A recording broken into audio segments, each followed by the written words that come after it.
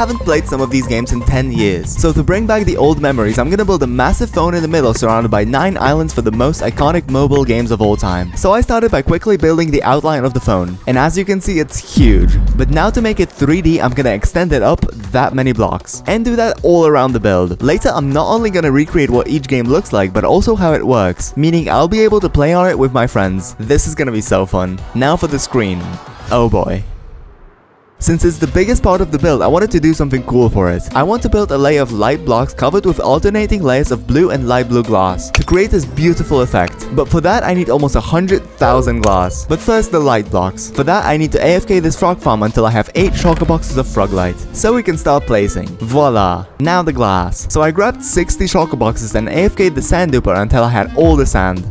This took absolutely forever. And now to smelt all my sand, I'm gonna use the super smelter, which according to my calculations should only take 5 hours. I don't know about that. And now we have all the glass, but now we need to make half of it blue and half of it light blue. So that will be around 4 shulker boxes of each dye. For light blue we have this orchid farm, so that will take no time. But for blue we have to rebuild the same farm in a place where cornflowers spawn. And after AFKing for over 24 hours in total, all that's left is to craft all the stained glass.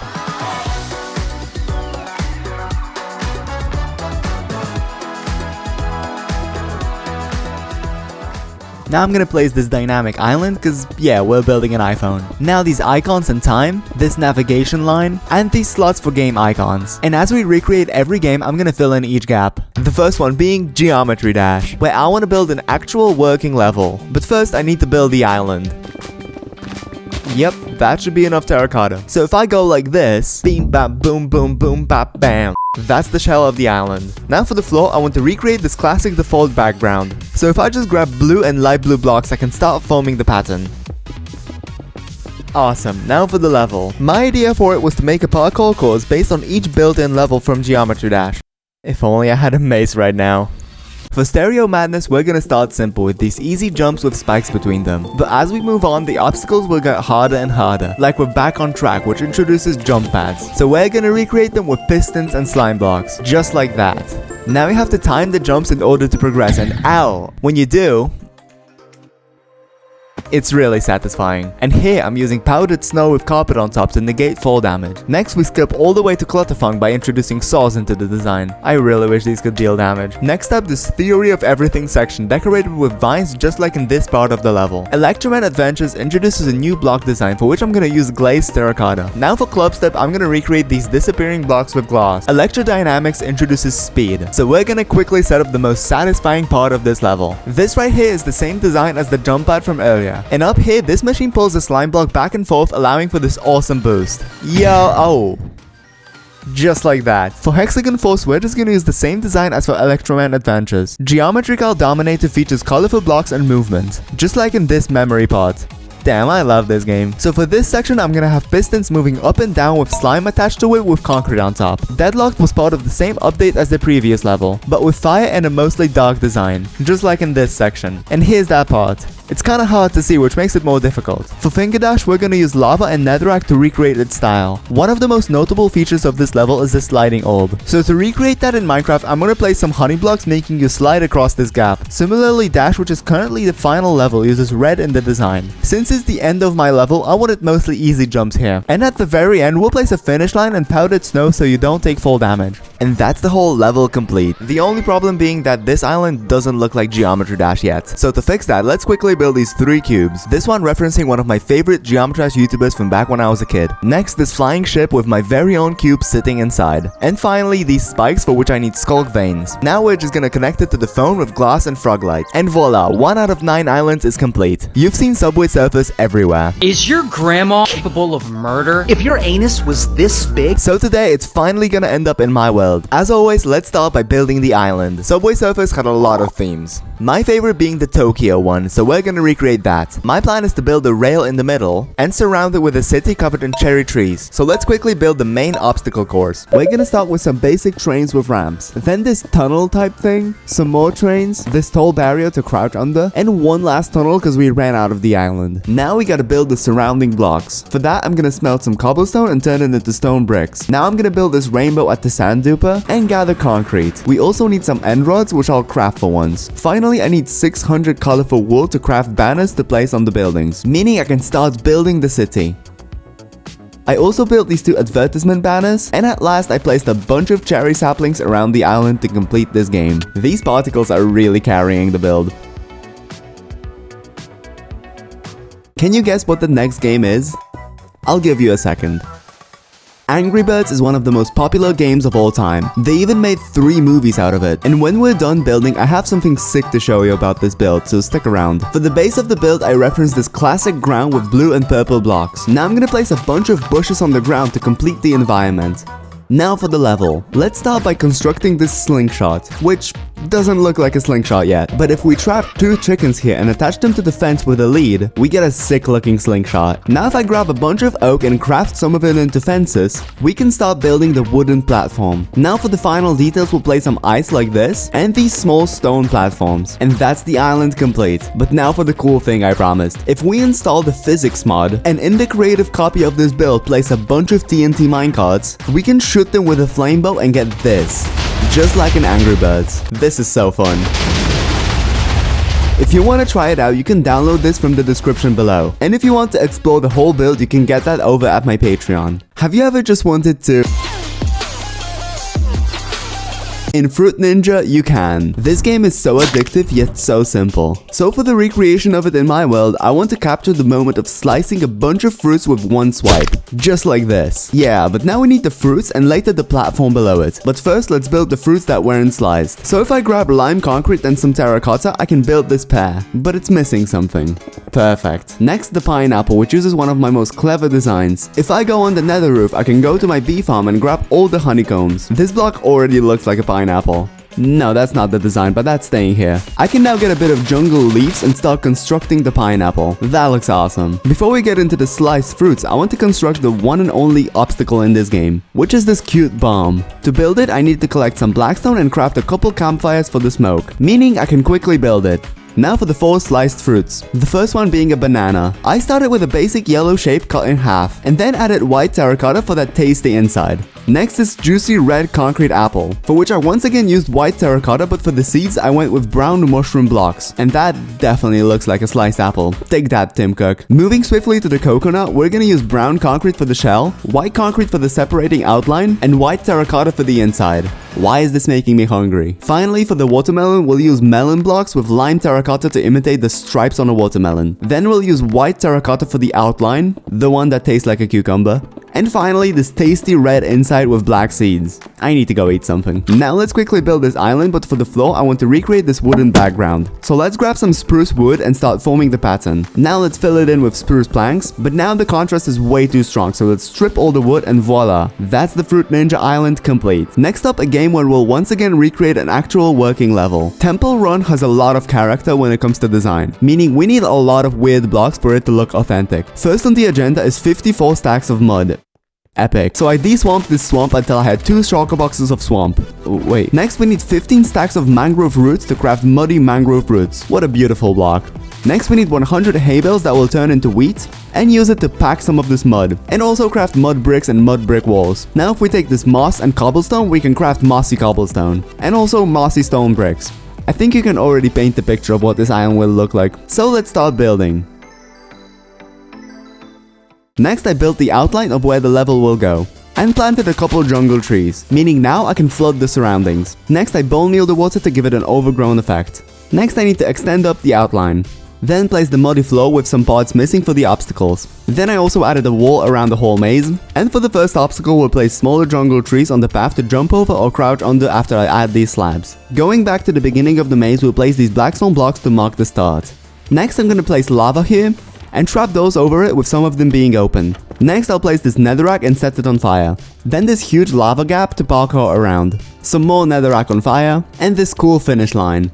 If you download this build, let me know how fast you can speedrun it. My best is 15 seconds and 28 seconds without jumping over walls. Anyways, that's the whole Temple Run island done, meaning we can move on to Flappy Bird, a game about jumping with a bird between green pipes. Let's start by constructing the platform, for which I just needed to get more concrete. For the ground, we'll place this layer of dirt and this single piece of grass. And now if I time-lapse it, we have a gorgeous grass floor. Now I can bone meal it and we'll be able to place the pipes. Before we do that though, I'm gonna place these clouds in the background. And now there's a random floating fence, because I want to spawn a floating chicken to act as the Flappy Bird himself. There we go. Now if I attach it to the fence with a lead, we have a flapping chicken. That's close enough. Now if I gather some terracotta and color it with lime dye, then gather some lime concrete powder, and turn half of it into solid concrete, we'll be able to start building. But now the top kinda cuts off in a weird way. So to fix that, I'll place some green and lime glass so it fades away. And that's the Flappy Bird Island fully complete. Moving on to one of my favorite mobile games of all time, Plants vs Zombies, where we will build a classic white and red house in the garden where the game takes place, with some plants and zombies like the name suggests. But starting with the island, we'll build this basic shape but leave the floor empty for now. This ground will have 3 sections: diorite floor for the house and the sidewalk, the grass grid for plants and zombies, and a small grassy field. Let's start by collecting some diorite. Perfect. Now green concrete, lime terracotta, and grass. And finally some bone meal for the grassy field, meaning I can build the floor. And now if we go like this, we can construct a fence separating these grassy sections. Before we do plants and zombies, I'm gonna collect some mangrove, quartz, bricks, and mud for muddy bricks to construct the classic Plants vs Zombies house. This design is by TSMC. Definitely check it out if you want to build it in your world. Let's finish it off by adding campfires for the smoke, this lantern, and this big flower pot. But now for the hardest part of all these islands. You'll see why. To finish this island, I want to build 5 different plants and a horde of zombies. Let's start with the easiest ones, the walnuts. For that, let's grab some red sandstone and build 3 walnuts. And the further they are from the sidewalk, the less eaten they are. Now let's add their eyes with item frames and white stained glass panes. Now I want to build a line of these purple mushrooms, for which I'm going to use mushroom stems and purple glazed terracotta. And as usual, let's add their eyes. But now things get a bit more complicated, because in order to get the plant shape correct in a 2x2 area, we need to use armor stands and push them right between the 4 surrounding blocks. Let me try this. Okay, yeah, that's good enough. But now I can't place blocks over it, and the only way to get them there is by pushing them with a piston. But look, if I push just 1 block at a time, it will move the armor stand away from the center. And now I have to push it there again.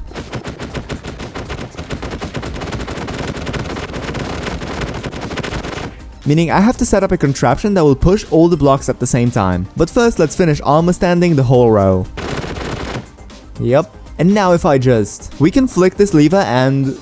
Yo! Now we can place more concrete, glass, and these eyes. And that's the sunflower done. But now I have to do all this armor stand stuff with this row as well. Oh boy. But first let's place this azalea and push all the armor stands into place. Finally, to have a stem that looks like the pea shooter, we need to place colored leather armor on the stands. Now we can quickly push all the concrete with the same machine azalea. And now if I just quickly finish these plants, it's almost done. It's just missing something and I don't know what.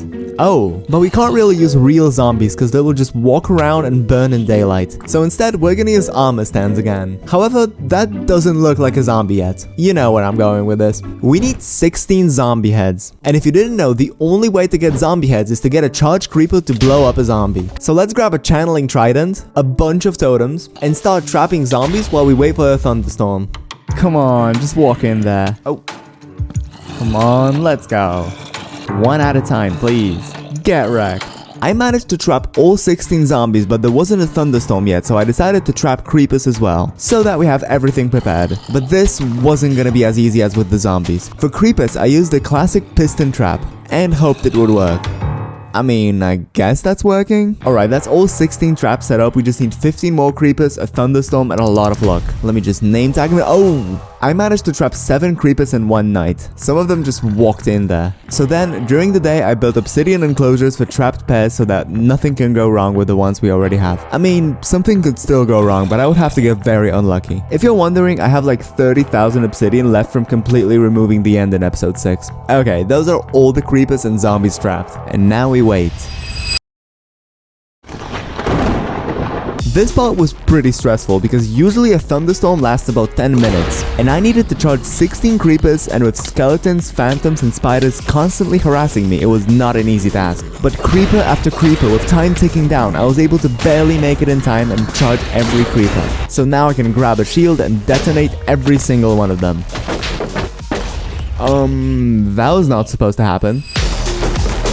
Okay, but we have 15 zombie heads. That's fine. We're just gonna leave this place as it is. Yeah, I didn't want this armor stand here anyways. And now if I just place them, that's the Plants vs. Zombies island done. And this whole build is really coming together. We just have 2 more games to complete this project. Crossy Road is a game about crossing a road as a chicken while cars and trains are trying to stop you. For that, I'm gonna build an obstacle course with 6 deadly traps. So let's build the island, and after that we'll set up all the obstacles and later add cars, trees and coins. For the first defense, let's add these powered rails and power them with these levers. Now to act as a deadly train, we'll add a TNT minecart, for which I'll now have to watch out while building. In Crossy Road, one of the most notable obstacles are these moving logs, but to actually make this dangerous, we'll use lava here. So first let's add stripped crimson hyphae as it won't set on fire like other logs would. And quickly go to the nether and grab 5 shulker boxes full of lava. Meaning now I can place it, and that's 2 out of 6 traps set up. Next, let's quickly add another train, and now I'll go to a spruce forest and collect some sweet berries, and place them like this.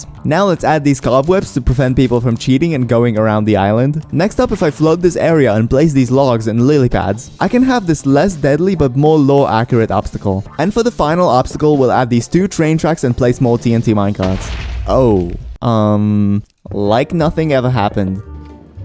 Oh my god. No one will ever know. Now to make it a bit more colorful and a lot more vibrant, let's use colorful concrete to add cars and trees. Yeah, so problem alert. I didn't realize these would burn from lava. I don't know why I thought fences were fire resistant. So let's quickly replace them with mossy cobblestone walls. Finally, let's craft some light-weighted pressure plates to act as coins and place them all around the island. Now let's add the starting point and the finish line. And that's the Crossy Road island done. But before we move on to the last game, we are about to hit 5,000 days in this world. And in the meantime, I set up this to celebrate. Anytime now. Yo, let's go. If you want to see how I built that and watch a full compilation of all of my videos, that will be my next video. So stay tuned and subscribe.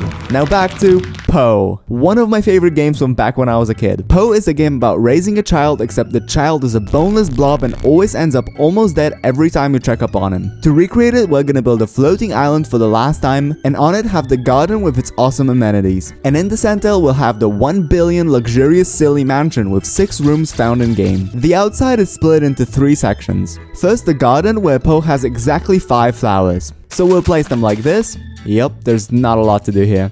Next up, the playground with this red pool, a goalpost, and if you miss your shots, you're not getting your ball back. Finally, the garage, and while there isn't an actual garage here, there surely is this baller whip. And now to recreate the forest in the background, we'll place these cool trees.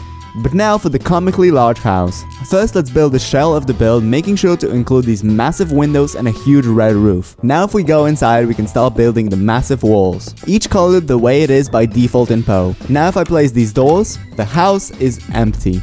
So if I just... That's the whole done. Yeah, there's literally nothing here. The only option is to leave. So moving on to the kitchen, let's start by placing shelves for all kinds of delicious snacks, and placing this fridge.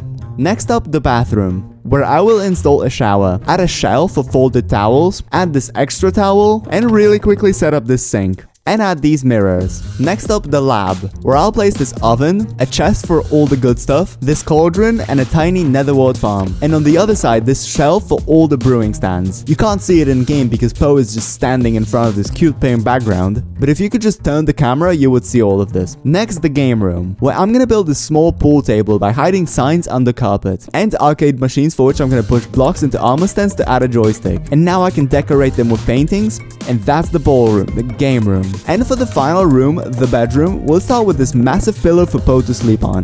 Then this lamp, and a wardrobe with the same mirror design as earlier. Finally, let's add some shelves for clothes, represented by pickles and a flower pot. And that's the Pou Island done, meaning we recreated the most iconic mobile games of all time, and built this massive phone in the middle. If you like recreating games in Minecraft, you'll love the rest of my channel. And if you think I missed anything in this video, let me know in the comments and I might do a part 2. Thank you so much for watching. Remember, you can get this build on my Patreon. Make sure to subscribe and like, and go tell your friends about it.